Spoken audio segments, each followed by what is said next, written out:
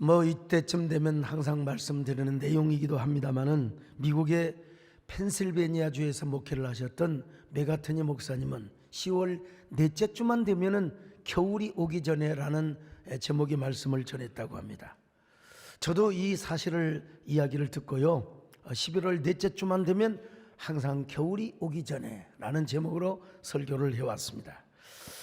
근데 이번에는 인문진답 시리즈 때문에 제가 그 설교를 놓쳤더니 지난주에 또 여러 성도와 몇몇 교육자들이 목사님 겨울이 오기 전에 왜 안 하십니까? 이거 내용이 거반 비슷한 내용인데 그래도 목사님의 시그니처 아닙니까? 그래서 오늘도 동일한 주제로 한 주 늦었지만 이런 말씀을 전하려고 합니다. 우리가 잘 아는 스위스의 정신의학자인 폴 트레니에는 인생을 4계절로 표현을 하였습니다. 유아기부터 소년기까지는 인생의 봄이라는 거예요. 동산마다 푸성기가 파릇파릇 솟아나고 나뭇가지에 연초록의 잎새가 솟아나는 그때 인생의 막 새싹이 돋아나는 인생의 봄을 의미한다고 하죠. 봄의 대지는 푸르는 생명들이 스프링처럼 솟아납니다. 그 지평선의 푸른 소나타로 온 대지가 푸르르지요. 그러니 봄은 환상적인 생명의 교향곡을 연주하는 마에스트로가 아닐 수가 없습니다. 그러다가 왕성하고 싱싱하게 꽃피어나는 장년기가 있습니다. 여름이지요. 여름은 실록의 계절로 온 들녘과 산을 푸르게 만듭니다. 자, 그런데 봄과 여름 사이에 한 계절을 또 넣는다면 이게 바로 청년기라고 할 수 있습니다. 이 봄과 여름 사이의 청춘의 때를 생각하면 여러분 여기 청춘의 때도 있지만 대부분 다 중년층 아니겠습니까? 이야, 우리 청춘의 때 겁없이 뛰어들어도 정말로 기쁘던 날들, 웃고 어리던 날들이 얼마나 그리우십니까? 여러분 청년의 때가 기억나십니까? 그때가 얼마나 아름답습니까? 저는 그때 광주신학교 대학부 2학년 때 화순배감교에 첫 뛰어들어갔습니다.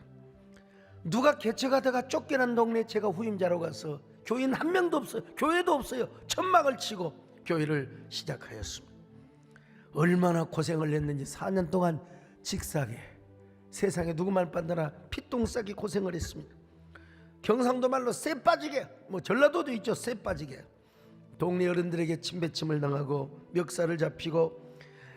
여러분 그래도 그때가 얼마나 아름다운지 몰라요. 여러분 제가 그때가 20대 초반이었는데 지금 60이 되었어요. 내가 이걸 강조하려고 지금 이런 말씀을 드리는 것입니다. 언제 그렇게 세월이 빨라갔는지. 세상에 저도 이제 인생의 가을역을 맞고 있습니다. 가을이 지나면 여러분 저도 인생의 겨울을 맞게 될 거예요. 오늘 본문에 나오는 사도 바울도 겨울이 오는 길목에서 이 월동 준비를 하고 있는 모습을 보여주고 있습니다. 월동 준비, 지금 바울은 감옥에 갇혀서 디모데에게 어서 겨울 전에 내게 오라고 월동 준비를 하고 있어요. 자, 디모데후서 4장 21절 시작. 너는 겨울 전에 어서 오라. 겨울 전에 오라는 것입니다. 로마의 감옥은 찬바람이 불어오는, 그래서 막 추워져서 어서 겨울이 오기 전에 두꺼운 옷을 가져오라고 부탁을 하고 있습니다. 디모데후서 4장 13절입니다. 시작. 내가 올 때에 내가 들어와 가보의 집에 둔 겉옷을 가지고 오고. 여러분 지금 여러분 아마 바울은 계절적인 월동 준비만 하고 있는 것 아닌 것 같아요. 영혼의 월동 준비, 영적인 월동 준비를 지금 하고 있는 것입니다. 왜냐하면 그 앞에는 지금 순교라는 죽음이 다가오고 있거든요. 자, 디모데후서 4장 6절입니다. 시작. 전제와 같이 내가 벌써 부어지고 나의 떠날 시각이 가까웠도다. 죽음의 계절 지금 떠나려고 하고 있어요. 죽음의 계절, 겨울이 지금 다가오고 있다는 것입니다. 바울에게 뿐만이 아닙니다. 오늘 우리 인생이라면 천하 없는 인간도 여러분 내가 겨울을 안 맞고 싶다고 안 맞는 겁니까? 세월이 흐름과 함께 우리는 어쩔 수 없이 어쨌든 이게 그냥 어설프게 알고 쉽게 알고 그냥 능냉구에다가 잠바 하나 걸치고 산에 가서 올라갈 때는 막 땀이 펄펄 나더만 와, 좀 앉아 있으니까 찬바람이 얼굴을 에이는데 막 귀가 그냥 떨어져 나가려고 하는 거야. 빨리 내려가자, 빨리 내려가자. 내려오는데도 막 추워요. 야, 겨울은 겨울이구나. 이제 앞으로 산에 올라갈 때는 완전 무장을 좀 해야 되겠구나. 그래서 러시아의 대문호 톨스토이는 이 세상에서 불변하지 않는 가장 확실한 법칙이 하나 있다는 것입니다. 그것은 바로 뭐냐? 모든 사람이 죽는다. 천하 없는 모든 사람도 다 죽는다는 것입니다. 어떤 사람은 죽을 때를 못 참아서 미리서 죽는 사람이 있습니다만은 여러분, 모든 사람 다 죽을 것을 다 알고 있습니다. 그래서 많은 사람들이 이 죽음에 대해서 알고 싶어 했습니다. 아무도 죽음을 경험해 보지 못했거든요. 죽어본 적이 없어요. 그래서 죽음은 일반인들에게 너무나 불편하고 너무나 고통스럽고 그리고 또 불확실합니다. 죽음 이후의 세계를 아는 사람은 아무도 없어요. 일반인들에게 있어서. 그래서 하루는 제자들이 공자님께 이렇게 여쭤봅니다. 선생님, 우리가 죽고 나면 어떤 세계가 펼쳐지겠습니까? 그저 공자님이 뭐라고 대답한 줄 아세요? 내가 이 세상의 일도 다 모르거늘 어떻게 죽음 이후의 세계를 알겠느냐? 내가 그 도를 아침에 깨달으면 나는 저녁에 죽어도 좋겠다. 난 저녁에 죽어도 좋겠다. 그렇게 바로 구원의 득도를 사모했던 사람이라는 것이죠. 석가모니도 마찬가지입니다. 제자들이 석가모니 선생님께 물어봅니다. 선생님, 우리가 원래 믿었던 힌두교에서는 윤회설을 가르쳤습니다. 죽음 이후에 어떤 사람은 소로 태어나고 어떤 사람은 말로 태어나고 어떤 사람은 개로 태어나고 어떤 사람은 돼지로 태어난다는데 또 어떤 사람은 인간으로 태어난다는데 선생님을 따르는 우리는 죽으면 어떻게 되는 것입니까? 인간으로 태어난 것입니까? 아니면 저 극락의 세계로 가는 것입니까? 예, 여러분, 석가모니가 이렇게 대답합니다. 내가 살아있는 세계도 다 모르거늘 어떻게 죽음의 세계를 알겠느냐?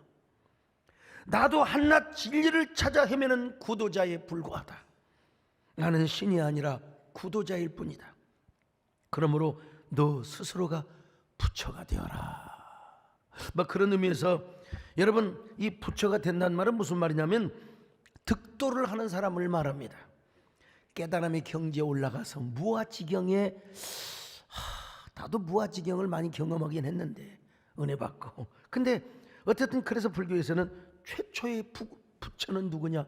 바로 석가모니라고 이야기를 하는 겁니다. 여러분, 그렇습니다. 죽음은 어느 누구도 막을 수가 없습니다. 비켜갈 수가 없어요. 천하의 용맹한 창원도 어떠한 제국의 태왕도 여러분, 죽어야 할 존재의 힘을 전제하며 우리가 살아가고 있는 것입니다. 그래서 시편에 보면 에다니라는 시편 기자가 이렇게 고백을 했어요. 주님, 우리 인생을 어찌 그렇게 허무하게 창조하셨는지요. 자, 시편 89편 47절을 보십니다. 시작. 나의 때가 얼마나 짧은지 기억하소서. 주께서 모든 사람을 어찌 그리 허무하게 창조하셨는지요. 어찌 그리 허무하게 창조하셨는지요. 한 시대를 호령하며 절대 권력과 영광을 누렸던 다윗왕도 나이 먹고 보니까 고작 70세 살았어요. 그러면서 다윗이가 자신의 삶을 살펴보니까 세상에 손바닥만한 인생이라는 거예요. 자, 시편 39편 5절입니다. 시작. 주께서 나의 날을 한 뼘 길이만큼 되게 하심에 나의 일생이 주 앞에는 없는 것 같사오니. 여러분, 근동 지역의 대부분의 나라를 다 식민 통치 지배를 하였던 다윗 왕이 한 이야기요. 내 인생이 손뼘과 같고 그리고 내 인생은 없는 것 같다 이 말이에요. 잠깐이라는 거예요. 잠깐. 어제 저녁에 산에 가서 후레쉬를 살짝 켜놨더니 불나방이 오더라고. 야, 겨울에 불나방. 그래 내가 불나방한테 물어봤어요. 야, 너 얼마나 사니? 그랬더니 너 내일 새벽이면 죽어요 그러더라고. 저가 하나님께서 다윗 같은 종이 되게 하리라. 그래서 야, 나 70까지만 살면 또 어떡하나 이런 생각도 해봅니다만은 여러분, 제가 몇 년마다 한 번씩 고정적으로 단골 메뉴 이야기가 있지 않습니까? 그건 어린 시절에 땅 따먹기 했던 이야기입니다. 이거 항상 들어도 재미있잖아요. 어디서 하느냐? 우리 마당에서 하네요. 회관마당에서 합니다. 회관마당이 비교적 넓거든요. 거기서 고사리 같은 손을 뼘을 길어가지고 그냥 나는 손이 여러분 여자 손처럼 적습니다. 근데 손을 펴가지고 약간의 사기성을 발휘를 해가지고 손이 작으니까 잴 때는 똑같은데 살짝 1cm 더 해가지고 자 보세요. 쫙 해서 싹 땡나요. 그러면 이 새끼 너는 왜 그러냐, 내가 언제 그러냐 이 새끼야 해가지고 어쨌든 여러분 이기고 보는 게 장땡입니다. 선거는 이기고 보는 거고 모든 전쟁에서는 이기고 보는 거예요. 일단 땅을 따먹고 봐야 되는 겁니다. 그래서 내가 땅을 많이 차지했습니다. 예, 그때의 그 기쁨과 그때의 그 희열은 뭐라고 말할 수 있을까요?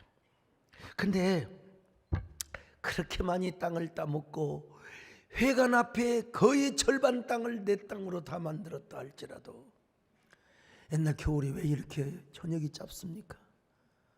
점심 먹고 고구마죽 한 그릇 먹고 나가서 놀았는데 손을 홀 비비면서 분명히 땅을 많이 땄는데 이제 해가 뉘엿뉘엿 땅거미가 짙어오기 시작하면 쫙 위쪽에서 저를 부르는 소리가 들립니다. 강사가, 우리 아버지 이름이요. 우리 아버지 소리입니다. 우리 어머니라 강사가 이 짝지라지게 이놈아 이놈아 공부는 나라고 딱따박히자 이놈아. 그런 지청구도 지금은 참 그리운 추억이 되었습니다마는 여러분 그 어머니 아버지가 부르면 아무 할 말이 없어요. 먼지 툭툭 털고 손 툭툭 털고 집에 가서 매 맞고 밥 먹는 일밖에 없어요. 야, 너 땅 많이 따먹었냐? 야, 대단하다, 기쁨 좀. 그럼 우리 아버지가 얼마나 좋으시게. 이놈의 자식 공부를 안 하고 이 맞아 죽일 놈의 자식 그냥 혼나는 일밖에 없죠. 아무리 회관 땅을 많이 차지한들 무슨 소용이 있겠습니까? 여러분 더 이상 그 땅은 내 땅이 아니요. 다음에 가서 보면 선만 그어졌지 그 땅은 내 땅이 아니라 회관 땅입니다. 여러분 우리 인생이 착각을 하고 있습니다. 좀 더 좋은 아파트에 살고 좋은 집에 살고 테라스 하우스에 살고 화장실이 3개, 4개, 5개 있는 이런 집에서 살고 싶고 마당이 넓은 잔디구장에서 거기서 테니스도 치고 뭐 거기서 그냥 뭐 배드민턴도 치고 막 땅을 늘리고 돈을 많이 가지고 막 수편을 모아놓은들 하늘에 하나님께서 우리를 야 그만 와라, 그만 살고 그만 와라 우리를 부르신다면 여러분 우리는 훌훌 털고 가야 돼. 그때 하나님 앞에 가지고 갈 건 하나도 없습니다. 땅을 가져갑니까? 여러분 어떻게 뒤에서 반스 속에다가 여러분 그 수표를 여러분 화장하면 다 날아가 버려요. 가져갈 거 하나도 없어요. 여러분 우리가 주님 앞에 해놓은 것밖에 없습니다. 가져갈 건 아무것도 없다는 것입니다. 여러분 인생은 마치 5 손가락으로 마을 회관 앞에 흙바닥을 그려놓은 선과 같은 것입니다. 지나고 나면 흔적만 남을 뿐. 그러므로 인간의 욕망과 탐욕의 몸부림도 결국 불꽃 앞에서는 팔락거리는 불나방에 불과하다는 것이죠. 그토록 몸부림치며 이루어냈던 나의 부와 성공과 명예와 권력, 이게 다 지나가는 것들이요. 때가 오면 한 줌의 재가 되는 거예요. 여러분 그렇다고 여러분 성공하지 말라는 게 아니에요. 여러분 열심히 살아야 됩니다.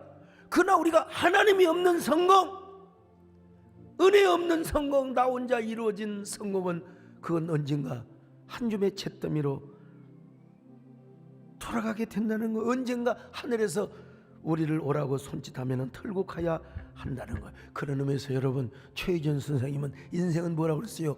벌거숭이라고 그랬어요. 벌거숭이. 여러분 다 옷 입고 왔지만 하나님 앞에는 다 벌거벗은 상태로 가야 되는 거예요. 인생은 벌거숭이 빈손으로 왔다가 빈손으로 가는가. 강물이 흘러가듯 여울져가는 길에 정일랑 두지 말자, 미련일랑 두지 말자. 이렇게만 끝나면 안 되죠. 자 여기서부터는 다 해야 됩니다. 여러분요 인생은 누구든지 하나님을 섬기며 예수님을 믿어야 산다. 여러분 좋지 않아요? 다시 한번 해봐요. 인생은 누구든지 하나님을 섬기며 예수님을 믿어야 산다. 성경에 보면 솔로몬도 그런 말을 계속하고 있습니다. 우리 인간이 산다는 것 자체가 헛되다는 거요. 전도서 1장 2절을 봅니다. 시작. 전도자가 이르되 헛되고 헛되며 헛되고 헛되니 모든 것이 헛되도다. 이런 헛된 세상 속에서도 막 뭔가라도 하나든지 잡으려고 막 움켜쥐려고, 이게 뭐냐? 바람을 잡는 것과 같다는 거예요. 1장 14절입니다. 시작. 내가 해 아래 생하는 모든 일을 보았노라. 보라, 모두 다 헛되어 바람을 잡으려는 것이로다. 여러분 바람을 잡아본 적이 있습니까? 바람을 어떻게 움켜잡아 본 적이 있으세요? 지구상에 바람을 잡은 사람은 없습니다. 바람을 잡은 사나이 없어요, 여러분요. 그럼에도 불구하고 사람들은 바람을 잡으려고 하는 사람들처럼 막 얼마나 부질없이, 그러니까 모세는 그런 인생이 얼마나 짧은지 이렇게 이야기하고 있습니다. 시편 90편 10절입니다. 시작. 우리의 연수가 70이요 강건하면 80이라도 그 연수의 자랑은 수고와 슬픔뿐이요 신속히 가니 우리가 날아가나이다. 여러분 우리가 보통 70을 살고 강건하면 80을 산다는 거예요. 보통 그러잖아요. 요즘 이제 조금 장수하면 90대죠. 한 10년 더 높게 보면 돼. 그때 당시보다. 그런데 이 인생이 뭐냐? 날아가는 인생이라는 거예요. 비행기를 타는 인생이요. 얼마나 빨라버리는지. 근데 그 빠른 인생 가운데도 뭐가 많느냐? 수고와 슬픔이 많다는 거예요. 수고와 슬픔이 많아요. 내가 물어봤어요, 교인들에게 지난주에 설교하면서. 여러분 정말 인생을 살면서 형통한 날이 많았습니까? 공고한 날이 많았습니까? 우리 정권사는 빼놓고는 다 공고한 날이, 나도 공고한 날이 더 많았습니다. 배장로님 요즘 뭐 잘 나간다고 형통합니까? 지내놓고 보니까 곤고한 날이 더 많았잖아요. 제주도에 별장 탁 사놓고 비행기 타고 왔다 갔다 하시면서, 그러니까 뭐 형통한 날이 많다고 할 수도 있겠지만 아니요. 인생은 다 모세를 보세요. 모세처럼 훌륭한 사람이 어디가 있어요? 모세를 따라잡을 사람이 여기 누가 계십니까? 없어요, 여러분요. 근데 모세도 자기 인생을 돌아보니까 수고와 슬픔이 많다는 것입니다. 자, 그러면 우리는 어떻게 이런 짧은 인생을 살아가는데 영혼의 계절 준비를 해야 될 거 아니겠어요? 월동 준비를 해야지. 영적인 월동 준비. 어떻게 해야 되느냐? 우리가 영원히 살 길을 찾아야 합니다. 우리가 영원히 사는 길을 찾아야 합니다. 예일 대학교의 셀리 케이건 교수는 죽음이란 무엇인가 라는 책을 썼습니다. 이 책을 읽으면 우리의 삶이 왜 그토록 소중한가를 느끼게 되어 있습니다. 그는 죽음을 앞둔 우리가 어떻게 살아가야 하는가에 대한 물음을 스스로 쉼없이 던지며 그 해답을 찾아가는 그 여정이 바로 우리의 삶의 과정이라고 이야기합니다. 그런 의미에서 지금 죽음보다 중요한 게 뭐냐? 여러분 우리가 지금 현재 살아있는 것이 중요하다는 것입니다. 저는 이 케이건 교수님의 말씀을 이렇게 바꾸고 싶습니다. 우리의 죽음이라고 하는 것은 나의 모든 삶의 여정을 끝내고 하나님께 떠나는 것이다. 아니, 그리스도인에게 있어서 진정한 죽음이란 참된 영생을 선물로 받은 우리 모두가 하나님 아버지의 품으로 가는 것이다. 영국의 엘리자베스 여왕을 모르는 사람 없을 거예요. 다 들어봤잖아요. 그녀의 부귀와 영광, 권력은 누구와도 바꿀 수가 없어요. 절대적이었습니다. 여러분, 그 나라에는 해가 지지 않는다고 했어요. 해가 지지 않는다고요. 그녀의 옷이 얼마가 있는 줄 아세요? 옷이 3,000벌, 3,000벌, 3,000벌. 우리 남진 양로는 옷이 몇 벌이 있는지 모르지만 연예인들은 좀 많잖아요. 3,000벌. 그의 보석들은 셀 수가 없어요. 그 보석함을 열어놓고 막 눈이 부실 정도로 얼마나 많은 보석이 많아. 그런데 그녀가 죽을 때가 되었어요. 왕실의 주치의가 있지 않겠습니까? 주치의에게 나 제발 3년만 더 살게 해달라고. 여러분, 의사회가 모든 의사가 사람을 다 죽은 사람을 살릴 수 있으면 얼마나 좋겠습니까? 그에게는 그런 능력이 없었습니다. 그래서 그녀가 죽을 때 이렇게 외쳤습니다. 나의 모든 소유물을 잠시의 시간과 바꾸자. All my possessions for my moment of time. 잠시의 수간과 나의 모든 소유를 바꾸자고 했지만은 그 한마디를 남기고 역사의 무대에서 사라졌어요. 누구를 막론하고 사람은 죽음을 앞두고 아쉬워하고 불안해합니다.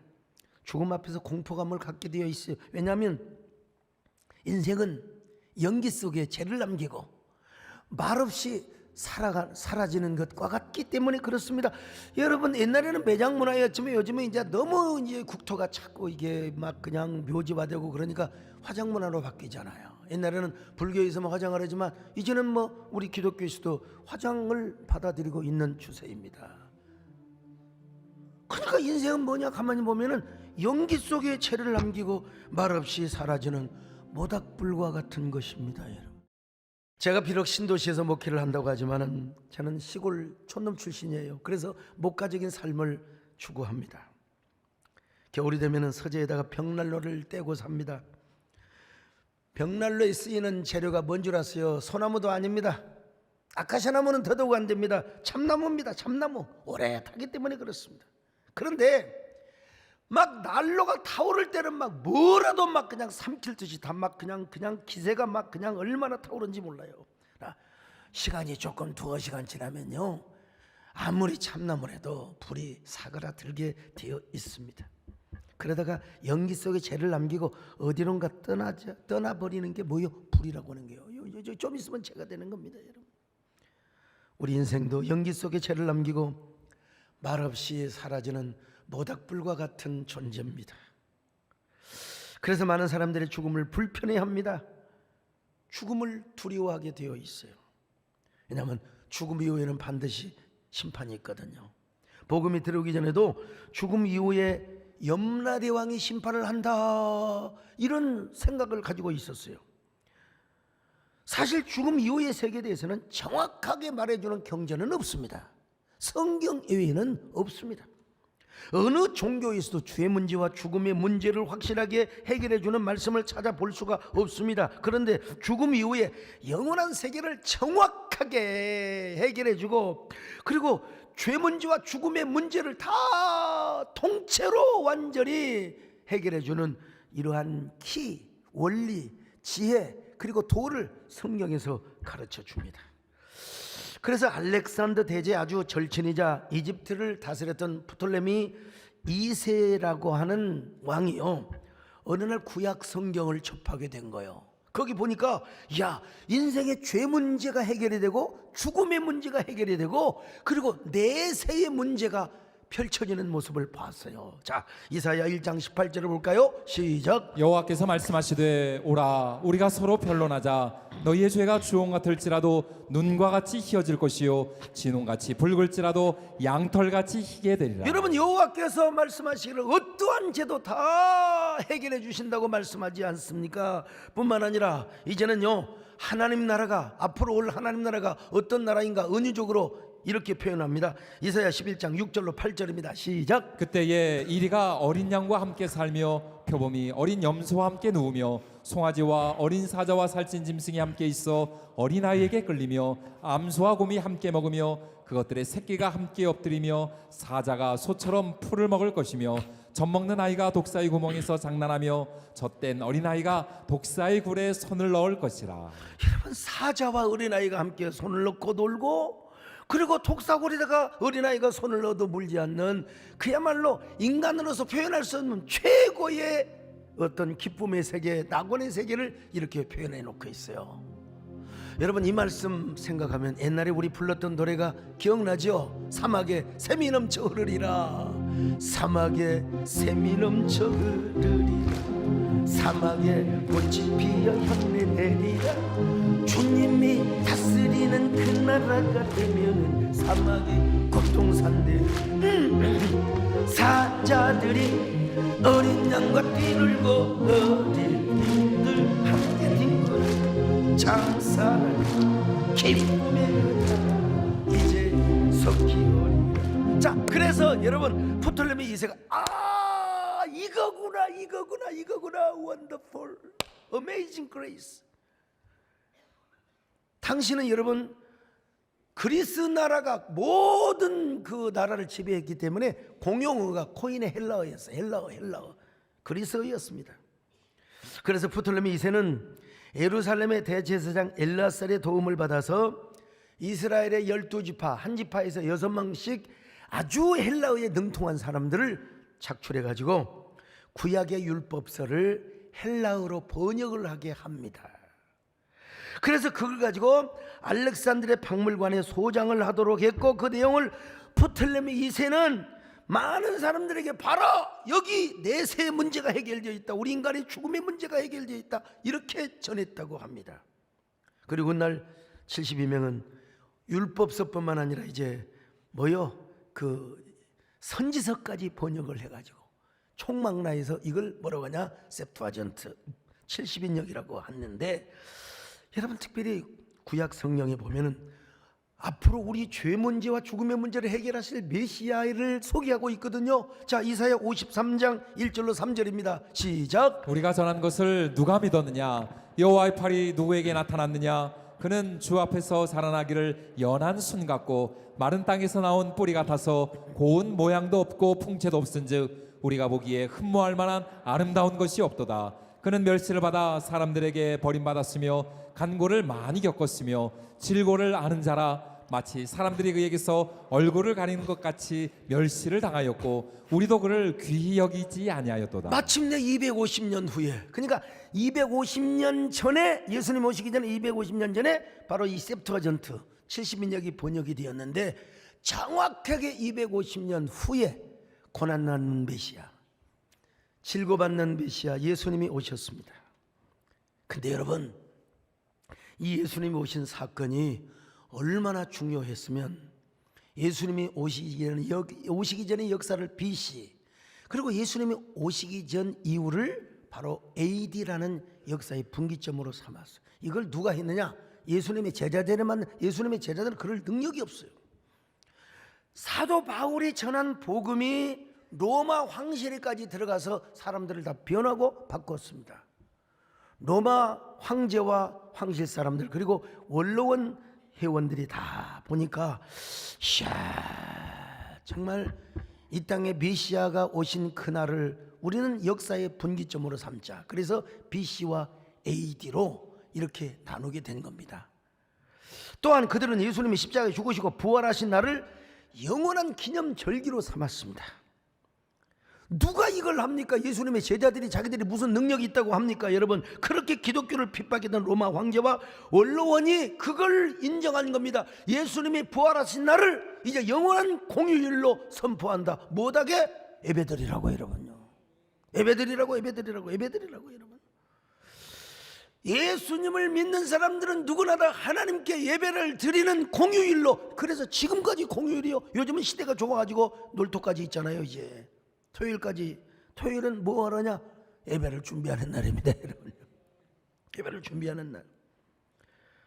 누가 이것을 마음대로 만들 수 있어요? 그때 힘 있는 로마 제국이, 로마 황제와 로마 원로원이 이런 일을 결정함으로써 이 문화가 서양에, 이 문화가 나중에는 우리나라에까지 와가지고 바로 인생의 죄 문제와 죽음의 문제를 해결해 주실 수 있는 분, 예수 그리스도만이 그분이거든요.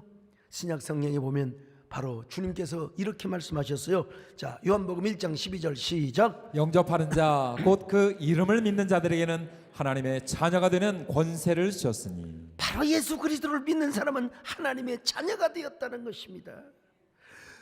우리 하나님 나라에 갈 길과 진리와 생명은 오직 예수라는 거요. 자, 요한복음 14장 6절입니다. 시작. 예수께서 이르시되 내가 곧 길이요 진리요 생명이니 나로 말미암지 않고는 아버지께로 올 자가 없느니라. 우리 예수님의 길과 진리요 생명이요, 이걸 알고 있는 사람은 복입니다. 아시기를 축원합니다. 믿고 계시면 아멘합니다. 그뿐입니까 여러분? 예수님 이렇게 말씀하셨어요. 나는 부활이요 생명이니 나를 믿는 자는 죽어도 살겠고 무릇 살아서 나를 믿는 자는 영원히 죽음을 맛보지 아니할 것이라고. 요한복음 11장 25절로 26절을 같이 보시겠습니다. 시작. 예수께서 이르시되 나는 부활이요 생명이니 나를 믿는 자는 죽어도 살겠고 무릇 살아서 나를 믿는 자는 영원히 죽지 아니하리니 이것을 내가 믿느냐. 여러분, 예수님께서 부활하신 부활의 주인공, 그러므로 부활이 있다면 우리의 부활도 있음을 확실하게 믿으시기를 바랍니다. 그러니까 우리는 이제는 죄 문제, 죽음의 문제 두려워할 필요가 없습니다. 갈등할 필요가 없어요. 무서워할 필요가 없어요. 우리가 뭘만 잘하면 되느냐? 겨울이 오면 월동 준비를 하는 것처럼 우리도 인생에 언젠가 겨울이 올 텐데 영혼의 월동 준비, 여러분 영적인 월동 준비만 잘하면 되는 겁니다. 여러분, 아이 뭘 걱정해. 김장 다 담그셨잖아요. 그리고 뭐 오리털 카파 또 뭐 두꺼운 옷 준비하셨으면 돼요. 방 뜨뜻하고 뜨거운 물 나오면 되는 거예요. 겨울이 와도 아무리 폭설이 내려도 상관없어. 아무 두려움 없어요. 우리는 방에서 앉아서 고구마 구워 먹고 있으면 되는 거예요. 그런 것처럼 우리가 월동 준비를 하는데 그 월동 준비, 영원히 월동 준비는 바로 뭐냐? 우리가 예수 그리스도를 주님으로 모시는 것입니다. 이게 얼마나 큰 은혜인가. 왜냐하면 죽음의 문제와 죄 문제를 이분만 해결해 주셨거든요. 이걸 아는 사람은 여러분 죽음이 두렵지 않습니다. 절대로 죽음이 불편하지 않습니다. 언제 와도 웰컴입니다. 할렐루야, 찬양입니다. 그래서 여러분 예수 믿는 사람은 죽을 때 환희 속에서 죽습니다. 찬송을 부르며 죽습니다. 찬송을 부르며 죽어요. 영원히 살 길을 준비한 사람은 전혀 하나님의 심판, 절대적인 심판에 이르지 않습니다. 여기 계신 대부분의 성도들은 다 예수를 믿는 사람입니다. 근데 오늘 처음 오신 분들, 오늘 방송을 통해서 유튜브를 통해서 또 처음 이 말씀을 듣는 분들, 오늘 여러분 우리가 영원히 살 길은 예수님을 만나는 길밖에 없습니다. 예수 그리스도를 믿으시기를 바랍니다. 이분을 영접하시기를 바랍니다. 왕으로 모시기를 바랍니다. 우리 인생에서 가장 성공한 사람이 뭐예요? 예수 그리스도를 만난 사람입니다. 여러분, 이 세상에서 가장 복된 일이 뭔 줄 아십니까? 예수님을 구주로 믿는 것입니다. 그래서 우리가 이런 노래를 부르지 않습니까 여러분? 나의 평생에 가장 복된 일이 내가 예수님을 만난 것이라. 나의 평생 가장 잘한 일이 내가 예수님을 주로 섬긴 것이라.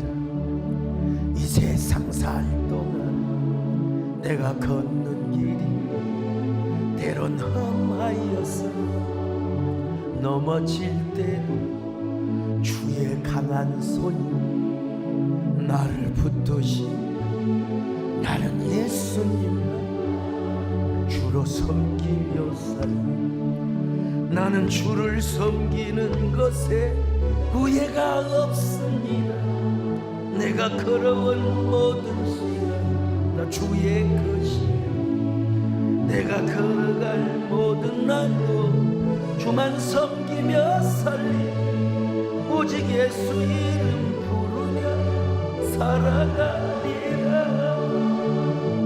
이것이 너의 간증이요, 이것이 나의 찬송일세. 나 사는 동안 끊임없이 구주를 찬송. 두 번째, 우리 삶을 정말 전략하면서 소중하고 진지하게 살아가야 해요. 이유가 무엇이냐? 에베소 5장 16절에서 말씀하고 있어요. 시작. 세월을 아끼라 때가 악하니라. 자, 세월을 아끼라, 헬라어로 엑사고라조메노이란 말입니다.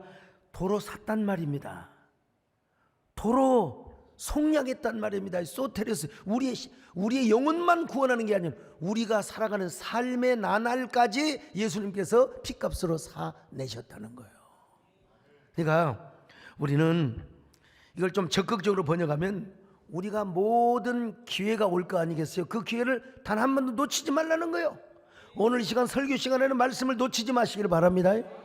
졸고 싶은 사람도 한눈만 감으시기 바랍니다. 안 놓쳐야 돼. 그리고 우리의 삶을 좀 더 진지하게 살고 정말로 소중하게 살라는 의미가 내포되어 있습니다. 여러분, 저 놀기 제가 어때요? 김희수 사람 놀기를 좋아했겠어요? 공부하기를 좋아했겠어요? 놀기를 좋아하지. 지금도 놀기 좋습니다. 영화도 보고 음악도 듣고 그냥 뒹굴뒹굴. 어떤 목사님은 1년에 딱 안식월을 한 달씩 갔는데요, 장로님들이 제발 그냥 귀찮으니까 나갔다 오라고 그냥. 그래서 할 일 없이 한 달 동안을 그냥 뒹굴뒹굴 돌다가 나 그 얘기 듣고 참 부럽다. 정말 부러워. 저는 우리 최기혁 회장님이 배려를 해주셔서 방갈로에 조그마한 별장을 하나 만들어놨어요. 여러분, 좋게 시설해 놓고 거기 가서 딱 하루 저녁 딱 자고, 아직 한 번도 지금 못 갔습니다. 이번 주는 한번 가보려고 하는데, 왜냐면 쫓기도 바빠요.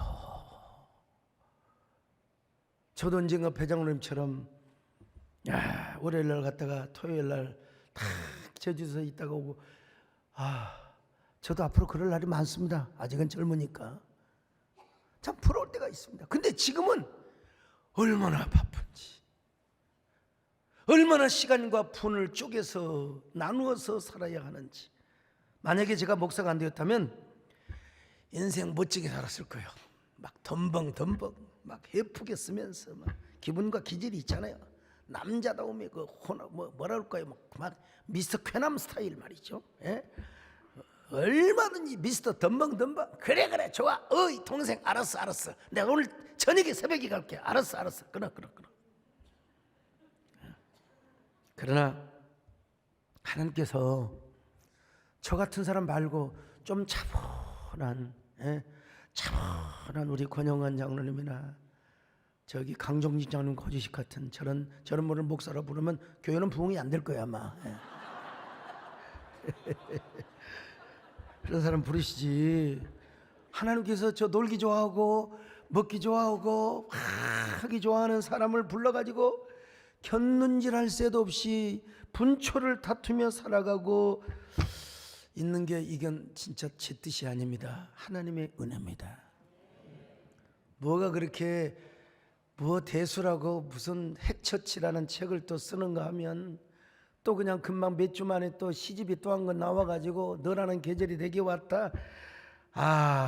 이건 뭐 정말 제가 얼마나 열심히 사는 줄 아십니까? 얼마나 힘들게 사는 줄 아세요? 여러분, 그래서 우리는 주님 앞에요, 후회 없이, 물러섬 없이, 아낌 없이, 미련 없이, 절대로 후회하지 않고 하나님 앞에 가서, 하나님 부족하지만 이렇게 열심히 살다 왔습니다. 소중하고 진지하게 인생을 살다 왔습니다.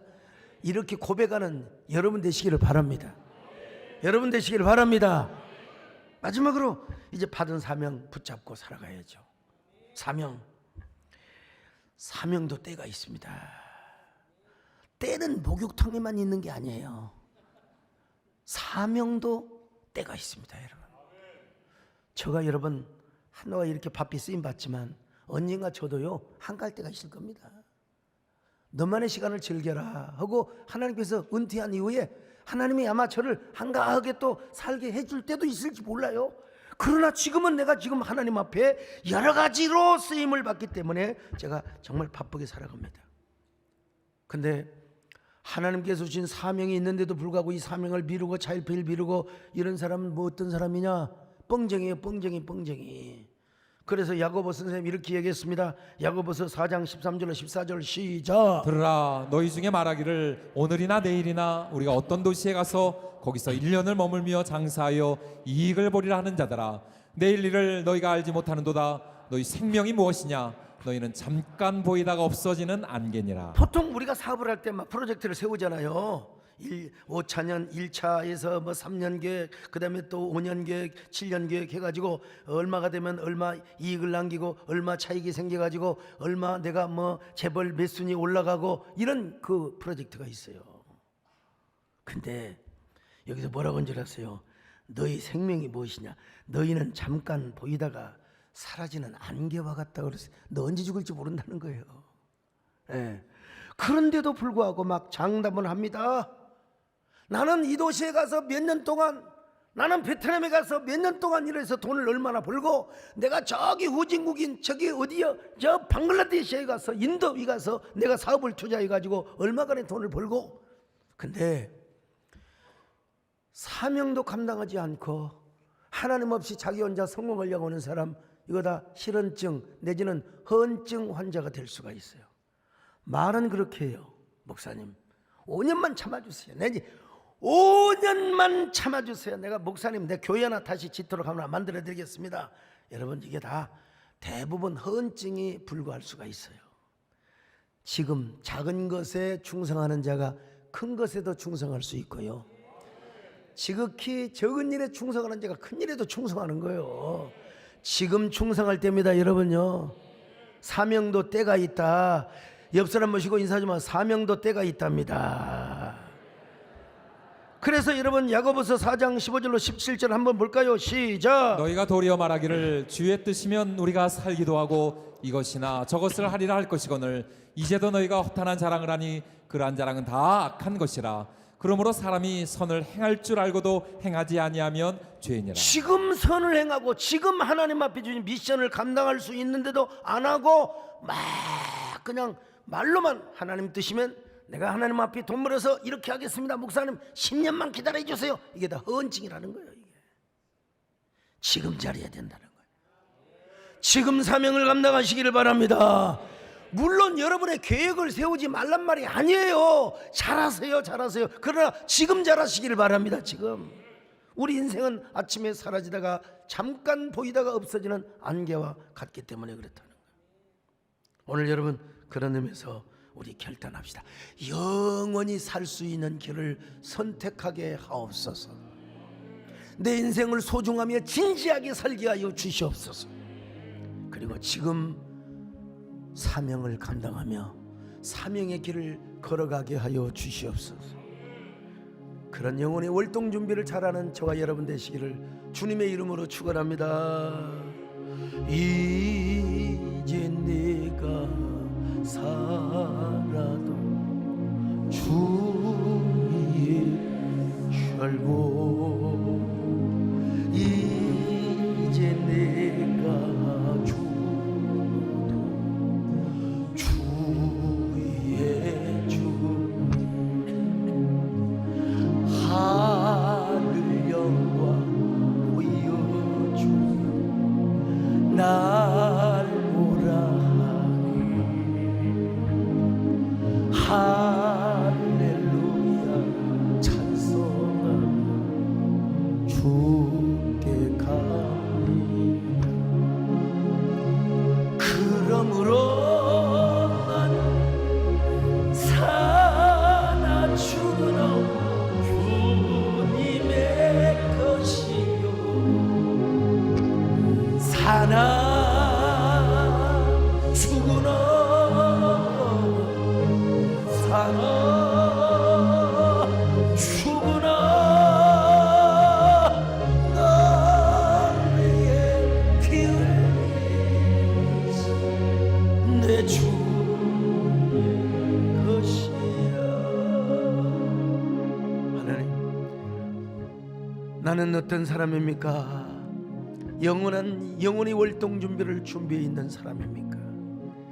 영원히 살 길을 지금 마련하고 있습니까?